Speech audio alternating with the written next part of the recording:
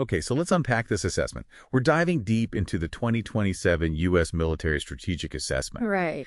And the sources, they paint this picture of a massive, very rapid shift toward autonomous warfare. Yeah, and sometimes reckless. The assessment itself calls it a dual-track transformation. Dual track. Yeah. On one side, you have this highly speculative embodied AI, the humanoid robots. That's sci-fi stuff. Exactly. And on the other, you have these practical deployments that are already happening. So we need to sort of separate the big gamble from the reality. Let's start with the gamble then. Pillar 1, the humanoid hype from Foundation Future Industries, or FFI. The big one. Their claim is just so aggressive, 50,000 Phantom robots by 2027. And they're built to human specs, right? Like 5'9", 180 pounds. Why do that? It's all about navigating human spaces. I mean, think about trenches, stairs, tight corridors on a ship. It's all built for people. The Phantom is designed to just fit. But the really interesting tech here is the cycloid actuators. Cycloid actuators. Right. They're basically frictionless joints.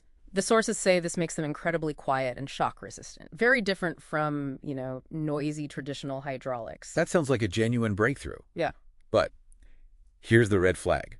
The sources flat out label this a high-risk goal. Of course. That production plan, it requires a 200-fold scale-up from a few dozen to tens of thousands in 1 year. And wait, the assessment also flags the CEO, Sankey Pathak. Mm-hmm. His last company, Synapse Financial Technologies, it collapsed in a really controversial bankruptcy in 2024. How is the DoD justifying that kind of key man risk? Well, that's the multi-million-dollar question. It's the highest liability in the whole report. Going from a spectacular fintech failure to leading this project it's a huge leap of faith. A massive liability. Okay, so speaking of reliable advantage, let's pivot to Pillar 2. The sources suggest this one is far more practical. Scanner robotics. Silent sea control. Right, and it tackles that anti-accessory denial problem, A2AD, by just making big ports less necessary. And that's the genius of their Alligator amphibious drone.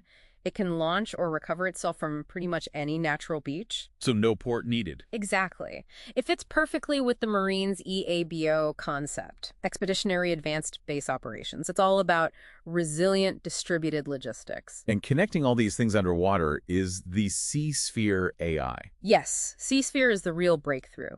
It uses AI to encode acoustic signals so their Stingray subdrones can talk to each other covertly. How does it do that? It blends the data right into the background noise of the ocean. It makes the signal almost impossible to detect. It's like whispering in a crowd. Okay, so we've got the moonshot humanoids and the covert sea network. Let's finish with Pillar 3, the defensive shield, MADIS. The Naval Air Defense Integrated System. And this isn't hype, it's mature tech. The sources say it hit full-rate production late last year in 2025, with the first units going to the Pacific. Right, but why is it so essential? What problem does MADIS solve that our current systems don't? It's the cost. It fixes the cost asymmetry problem.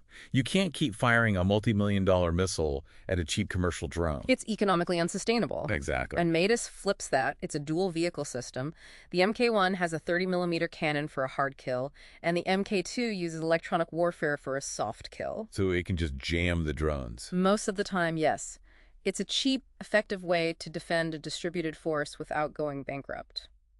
So, putting it all together, what's the real prediction for 2027? It sounds like the 50,000 robot army is a low probability experiment. A very low probability. The real strategic shift is this distributed kill network, using MADIS for defense and SCANA for that covert intelligence. Right, but this whole thing brings up a final thought for you, for the listener. The sources flag this lemon market risk the DoD faces with these startups. Even if FFI or SCANA get adopted, what happens if these vulnerable venture-backed companies go under? Just like Pathak's last one did. How does the military secure the software source code, maybe through escrow, so these multi-million-dollar assets don't just become paperweights? That's the real long-term challenge here.